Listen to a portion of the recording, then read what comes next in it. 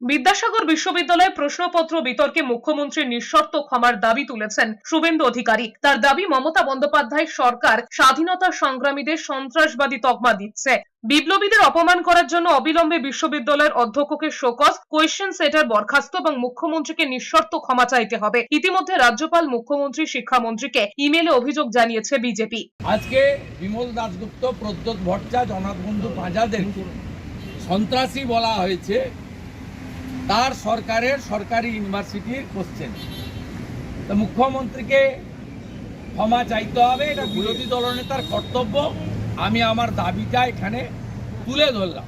ভবিষ্যৎ প্রজন্মকে সুপরিকল্পিতভাবে বিকৃত ইতিহাস শেখানো হচ্ছে, আক্রমণ করেছেন অধীর চৌধুরীও। তার কথায়, ভারতে কংগ্রেসরাই বিপ্লবী, যাতে ভবিষ্যৎ প্রজন্ম প্রকৃত ইতিহাস না জানতে পারে, তাই এসব করা হচ্ছে। ভারতবর্ষের কংগ্রেসীরা বিপ্লবীদের সব থেকে বড় লড়াইয়ের তাকাত ছিল। সেদিন যারা বলছে তারা বিজেপির কোন নেতা ভারতবর্ষের বিপ্লবী আন্দোলনে অংশগ্রহণ করেছিল, বিজেপির কোন নেতা শহীদ হয়েছিল, আন্দামান জেল গেছিল, তারা তাদের ইতিহাস পড়ে দেখে নিকে দিল। অতএব তাদেরকে জ্ঞান দিতে হবে না কংগ্রেস কি করেছিল। কংগ্রেস সেদিন ছিল বলেই আজকে বিজেপির এই নেতা বক্তব্য রাখতে পারছে। বিদ্যাসাগরের জন্মভূমিতে বিশ্ববিদ্যালয় মমতা বন্দ্যোপাধ্যায়ের আমলে এরকম কত অযোগ্য পরীক্ষক নিয়োগ হয়েছে, এর থেকেই প্রমাণিত হচ্ছে। বিজেপি বলো, তৃণমূল সব দক্ষিণপন্থীরাই স্বাধীনতা সংগ্রামীদেরকে খারাপ মনে করে।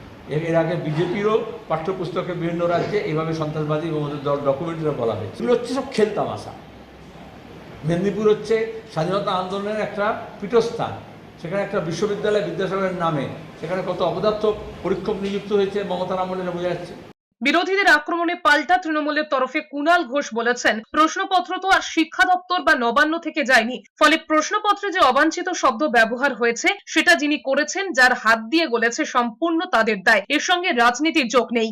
এটা সম্পূর্ণভাবে একটা প্রশ্নপত্রে যে এই শব্দটা যে ব্যবহার হয়েছে সন্ত্রাসবাদী, যিনি করেছেন, অন্যায় করেছেন, আমরা সবাই প্রতিবাদ করছি।